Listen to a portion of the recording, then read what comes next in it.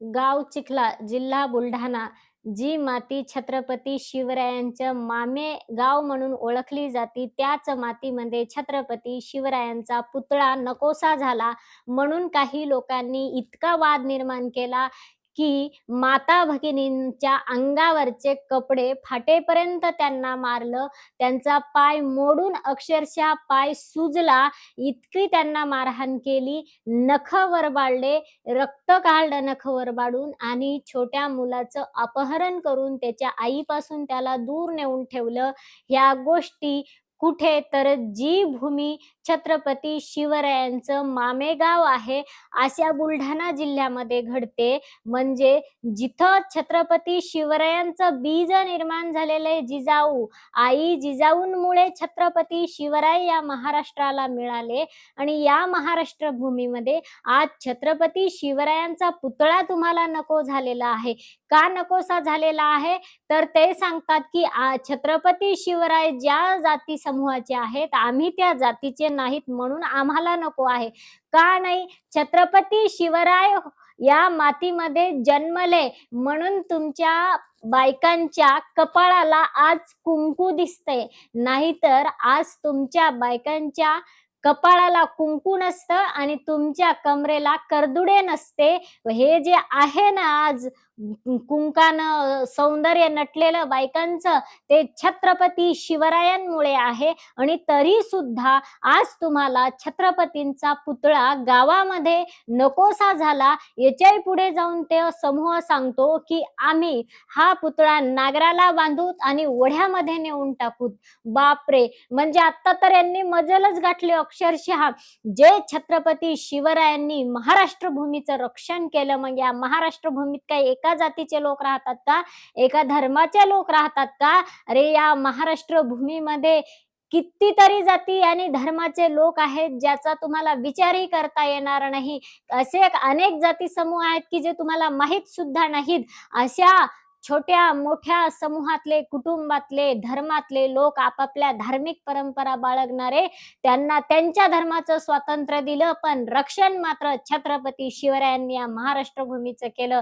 आणि आज तुम्ही सांगता, की आम्ही वेगळ्या जातीचे आहेत म्हणून आम्हाला नकोसा झालाय पुतळा शिवरायांचा. अरे शिवराय नसते तर तुम्ही त्या गावात सुद्धा नसते आणि ते गाव सुद्धा तुमचं नसतं. कशाचे सरपंच अन कशाची वतनदारीन, कशाची जात अन कशाची ताईन, कशाचा भाऊ लावला तुमचा मंत्री न तंत्री, कुणीही नसतं. हे जे आज तुम्ही फळं चाखता स्वातंत्र्याचे, सौंदर्याचे, कारण की आज जे कुंकामुळं सौंदर्य दडलेलं हे आपल्या महाराष्ट्रामध्ये, ते छत्रपती शिवरायांमुळे आहे. हे फळे जे चाखण्याचं भाग्य तुम्हाला लाभलेलं आहे, ते फक्त आणि फक्त छत्रपतींमुळे लाभलेलं आहे. आणि तेच तुम्हाला अजूनही कळत नाही, की ती भूमी कोणती आहे. अरे जिथे जिजाऊ जन्मले आहेत, जिथे जिजाऊंचं माहेर आहे, ती भूमी, आणि त्या भूमीमध्ये तुम्ही हा गोंधळ घालता माता भगिनींना मारहाण करेपर्यंत. तर त्यावेळेस तुमच्या मनामध्ये एकीकडे सांगता ना आमच्या जाती समूहामध्ये संत जन्मलेले आहेत, आम्ही एकाच संताचे आहोत. मग त्या संतांनी कुठेतरी, तुमच्या संतांनी तुम्हाला कुठेतरी शिकवण दिली का असं? माता भगिनींना मारा, शिवरायांचा द्वेष करा, छत्रपतींचा द्वेष करा, आई जिजाऊंचा द्वेष करा आणि जिजाऊंच्या लेकींना मारहाण करा, त्यांचे पाय मोडा, त्यांच्या अंगावर नखं वरबडा. अरे नखच तुम्हाला एवढे वाढवले होते मारण्यासाठी, तर अफजल खानाचा वध करायचा होता त्या नखानी, किंवा अफजल खानासारखे जे गुंड आता या महाराष्ट्रामध्ये थैमान घालत आहेत, त्यांना दाखवा ना तो नखांचा आणि तुमच्या नखशस्त्रांचा धाक.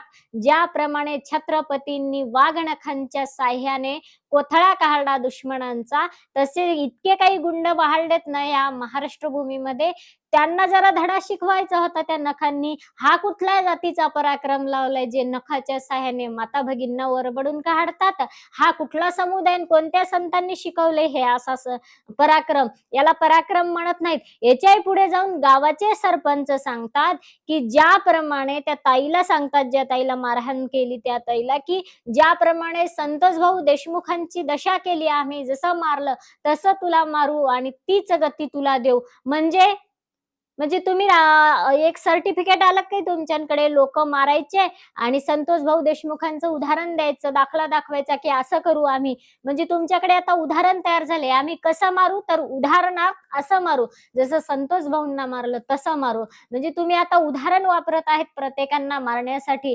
हे कितीही जरी तुम्ही केलं असलं, तुम्हाला वाटत असेल, की आम्ही संतोष देशमुखांना असं मारलं, तसं मारलं. तुमच्या जातीमध्ये तुम्ही तो भूषण म्हणून इतिहास लिहिलाय कदाचित लिहायला सुरुवात केली असेल तुमच्या साधू संतांनी. कारण ताई, दादा तुमच्या ग्रंथाचं प्रकाशन करायला येतीलच तिथं. तुम्ही असा ग्रंथ लिहा, की आम्ही असं संतोष देशमुखांना मारलं वगैरे, वगैरे. अरे अहिंसक माणसांना मारणं यात कुठला पराक्रम लावलाय? किती अहिंसक व्यक्ती असणारा संतोष देशमुख. किती शांतताप्रिय आणि माता भगिनींचा तर विषय दूरच. माता भगिनींनी नाही तुम्हाला कुणावर हात घातला, नाही ना कुठल्या कंपनीचा विषय होता, नाही ना कुठल्या राजकारणाचा विषय होता. त्या तर साध्या भोळ्या माता भगिनी ज्या छत्रपती शिवरायांचा पुतळा गावामध्ये मांडतात, त्याच्यावरून तुम्ही वाद निर्माण करा. ऐन शिवजयंतीच्या महिन्यामध्ये, ऐन शिवजयंतीच्या मुहूर्ताला जर तुम्ही असं करत असाल, तर तुमची इतर वेळी वागणूक कशी असते? छत्रपती जर बरे लागणं झालेत तुम्हाला या महाराष्ट्रामध्ये, तर सर्वसामान्य लोक तुम्हाला बरे लागत असतील का? आणि हा प्रश्न आता थेट असल्या राजकारण्यांना आहे. गुंडगिरी प्रवृत्तीने जे वागत आहेत या महाराष्ट्रामध्ये, तुम्हाला वाटतं का आम्ही स्वर्गीचे अमर झालो? अरे स्वर्गातले अमर जे आहेत ना, इंद्र, चंद्रादी हे सगळे देव बसलेले, यांना सुद्धा मरावं लागतं. त्याच्यासाठी तुम्ही असं समजू नका, की आमच्याकडे अमृताचे घट भरून ठेवलेले आहेत आमच्या बंगल्याच्या खाली म्हणून. तुमचे घट केव्हा संपले म्हणून समजा. एक दिवस निसर्ग तुमच्या नरडीचा घोट घेईल, मग कळेल तुम्हाला. कशावरून तुम्ही हे थैमान घालत आहेत या महाराष्ट्र भूमीमध्ये.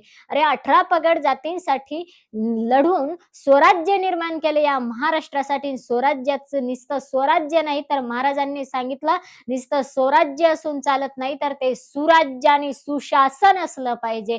स्वभाषा मराठीचं रक्षण केलं, स्वभाषेचं रक्षण केलं, स्वराज्याचं रक्षण केलं आणि सुराज्याची स्थापना केली. याच्यापैकी तुमच्या ताई, भाऊ, ते कुठले कुठले मंत्री, तंत्री, आमदार, खासदार ज्यांच्या जीवावर तुम्ही ह्या गुंडगिऱ्या करत आहेत, त्यांच्यामध्ये शिवरायांमधले कोणते गुण आहेत? अरे त्यांच्याच राज्यामध्ये तुम्ही महिलांना ही वागणूक देत असाल, तर तुम्ही कोण लागून गेले? निसर्गाने तुमच्याकडे काय सर्टिफिकेट दिलेलं आहे महिलांना अबला समजून मारण्याचं? खबरदार इथं जे स्वतःला पुरुष म्हणून समजून घेतात या महाराष्ट्र भूमीमध्ये, त्यांनी याद राखा, महिलांना अबला समजून जर असे हात उचलत असाल, हत्यार उचलत असाल, मारहाण करत असाल, तर सगळ्या महिला ज्या दिवशी रस्त्यावर उतरतील, महिलांच्या बाजूने, आज महिलांच्या बाजूने उचलत नाहीत म्हणून तुमचं आज चाललेलं आहे. ज्या दिवशी महिला महिलांच्या बाजूने बाहेर निघतील, त्या दिवशी तुम्हाला धरणी माता सुद्धा जागा देणार नाही. मग तुमचे ताई मंत्री कितीही असतील ना, कोणी तुम्हाला विचारणार नाही. या हरामखोरांनी तर नुसती गुंडगिरी निर्माण केली महाराष्ट्रामध्ये. सगळे आमदार, खासदार आणि हे मंत्री आहेत ना, हे सगळे कारणीभूत आहेत या गुंडगिरींना. हे कुठलीही घटना घडली की पहिले पोलीस स्टेशनला फोन करतात, आमचे कार्यकर्ते आहेत, त्यांच्यावर काही करायचं नाही, गुन्हा दाखल करायचा नाही. यांना पहिले धडा शिकवावा लागतो, तरच या महाराष्ट्रामध्ये स्त्रियांचा आणि माता भगिनींना नीट रस्त्याने चालू देतील हे लोक. नाहीतर हे समजतात कमी दिसतात, महिलांची संख्या कमी दिसते तुम्हाला. महिला का तुम्हाला अशक्त दिसतात? महिलांमध्ये काही तुम्हाला कुठली शक्ती दिसत नाही? अरे स्त्रियांनी काही नाही केले वेद? स्त्रियांनी वेद गायलेले आहेत, स्त्रियांनी युद्ध केलेले आहेत, आजही करतात. इंग्रजांसोबत लढलेली झाशीची राणी लक्ष्मीबाई तुम्ही पाहिली नाही का? आणि म्हणूनच आज झाशीची राणी उतरू शकते या महाराष्ट्राच्या प्रत्येक महिलेमध्ये, हे आज तुम्ही डोळ्यांनी पाहिलेलं. अरे तुम्ही काय अंगावरचे कपडे फाडता माता भगिनींच्या? पण छत्रपती शिवरायांच्या पुतळ्याला धक्का सुद्धा तुम्हाला लावू दिला का त्या वाघिणीने? समजून जा कुठली ताकद आहे तुमची तर. एका संताला धरून बसता तुम्ही. कुठले संत आहेत असे महाराष्ट्रामध्ये जे स्वतःच्या जातीसाठी ग्रंथ निर्माण करतात, जे स्वतःच्या जातीसाठी फक्त अभंग लिहितात? अरे संत परंपरा आहे या महाराष्ट्राची, अवघाची संसार सुखाचा करीना, आनंद भरीन तिन्ही लोक, सारे विश्वाची माझे घर, भेदाभेद ब्रह्म मंगळ, विष्णुमय जग वैष्णवांचा धर्म. अरे सगळं जग एका भगवंताचं आहे, सर्वत्र इथून तिथून देवच भरलेला आहे. आणि तुम्ही म्हणता आमची जात आहे, ही त्यांची जात आहे, ही माझी जात आहे. मारता जातीचं समजून तुम्ही संतोष भाऊंचा खून करून तुम्ही म्हणता आमच्या जातीने लय मोठं काम केलं. अरे कुठलं काम केलं? लोकांना मारणे आणि लोकांचे तुकडे करणे कुठलं काम आहे हे? अरे साधे राजकारणी नुसती पार्टी निर्माण करतात, तर तुकडा करतात एका समूहातून दुसरा समूह, तर त्यांची सुद्धा निषेध आहे या महाराष्ट्रभरामध्ये. आणि तुमचा तर निषेध किती करावा तेवढा थोडा आहे. कारण माणसांना मारता तुम्ही, संत आम्ही संतांचे लेकरं आहोत, आमच्या जातीत एक संत झाले. ही दिली का संतांनी शिकवण? तुम्हाला दिली असेल तर दाखवा संतांनी लिहिलेला ग्रंथ. दाखवा भगवान बाबांनी लिहिलेला ग्रंथ कोणता आहे, की त्यांनी तुम्हाला हिंसा करा, तुम्हाला उदाहरणं दिलीत. त्या ग्रंथामध्ये लिहिलंय का असं? जो ग्रंथ भगवान बाबांनी लिहिलेला आहे, संत भगवान बाबांनी लिहिलेला आहे, आणा समोर आणि दाखवा आमच्या ग्रंथामध्ये लिहिलंय की असं मारा. कसं मारा? तर उदाहरणात संत जो देशमुखांना जसं मारलं तसं मारा, असं लिहिलंय एखादा ग्रंथ संत भगवान बाबांनी. मग म्हणू नका अजिबात संत भगवान बाबांना सुद्धा का जाती समूहामध्ये बांधता तुम्ही? तुम्हाला दिली शिकवण, बदनाम करत आहेत तुम्ही संत भगवान बाबांना सुद्धा. दिले का तुम्हाला शिकवण संतांनी अशी? भगवान बाबांनी दिले तुम्हाला शिकवण? कुणाला मारा, कुणाचे तुकडे करा, संतोष भाऊंसारखं इतरांना मारा.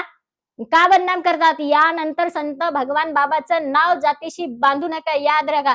त्यांच्या पदराखाली लपून काही तुम्ही प्रत्येक गावामध्ये हिंसा निर्माण करणार का? आज एका एका गावापासून तुम्ही सुरुवात केलेली आहे. बीड जिल्ह्यातला आता बुलढाणा जिल्ह्यात घालवलं, तिकडं लांबलं तुमचं शेपूट असं इकडं तिकडं इकडं तिकडं. म्हणजे तुम्ही आता तो धागा सगळीकडे लांबवत लांबवत सगळीकडे वर्चस्व करून हिंसा गाजवतो पाहता का?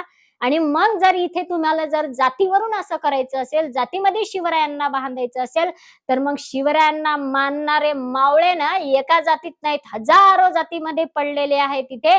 आणि ते जर उठले, एकदा जागे झाले, प्रत्येक जातीतले शिवरायांना मानणारे मावळे जर जागे झाले, तर पळता भुई थोडी होईल. तुम्हाला गाव सुद्धा मिळणार नाही की ज्या गावामध्ये आम्ही राहावं म्हणून. सांगता आमच्या जातीचे नाहीत शिवराय म्हणून आम्ही इथे पुतळा मांडू देणार नाही गावामध्ये. कमाल आहे, कमाल.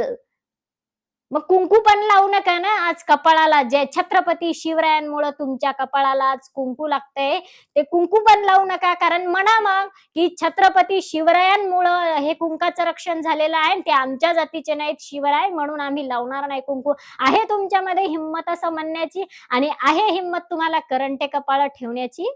आहे तुमच्यामध्ये हिंमत? का बांधता तुम्ही छत्रपतींना एका जातीचे? का म्हणता एका जातीचे?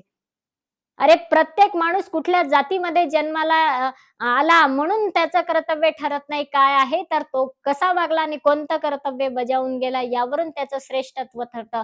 आणि म्हणून आज गातात लोक विश्वभरामध्ये छत्रपती शिवरायांना. अरे याच्या तुमच्यापेक्षा ना इतर देशांची संस्कृती त्यांना काहीच माहिती नाही. धार्मिक संस्कृती काय असते, पण खूप बरे तिथं जागोजागी कित्येक देशांमध्ये गांधीजींचे पुतळे आहेत, तिथं शिवरायांचे पुतळे आहेत. इतर देशातल्या इतर धर्मीय लोकांना छत्रपती शिवराय आज आहेसं वाटत आहोत, आहे वाटत आहोत, असावं वाटत आहोत. आमचं अस्तित्व आहे छत्रपती शिवरायांमुळं असं वाटत आहे. आणि तुम्हाला नको झालेत, कशाला राहता मग धर्मात? हिंदू धर्माचं रक्षण जर छत्रपती शिवरायांनी केलंय, तर मग धर्मामध्ये पण राहू नका, जा परधर्मामध्ये. मग कशाला राहता धर्मामध्ये? तो धर्म पण नका ना स्वीकारू.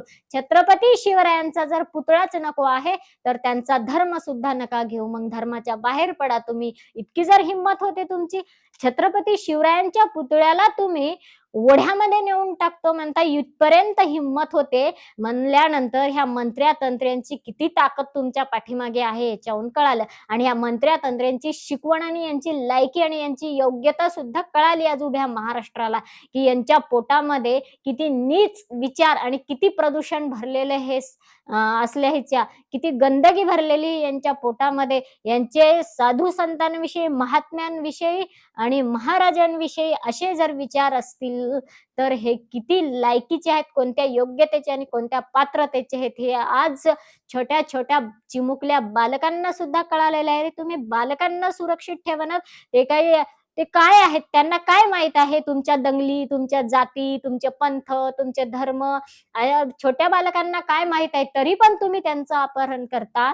किती कमाल झाली, कमाल, कमाल झाली.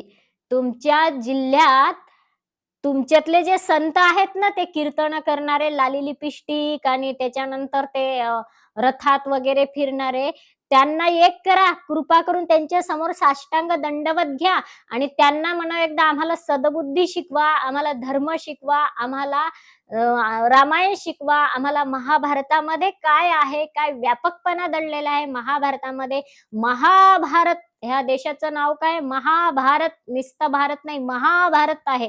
तर ते शिकवा म्हणा आम्हाला सगळं काय असतं, सगळं भगवद्गीता शिकवा आणि नंतर तुम्हाला कळेल मग जात, समूह, ताई-भाऊंच्या ताकदीनिशी तुम्ही जे थैमान घातलं ना महाराष्ट्रामध्ये, नंतर कळेल. तुम्हाला नक्कीच काय वाटतं नक्की कळवा. माता-भगिनींना ही वागणूक जर या महाराष्ट्रामध्ये दिली असेल, तर आज छत्रपती शिवरायांना काय वाटत असेल? आपली प्रतिक्रिया निश्चित कळवा.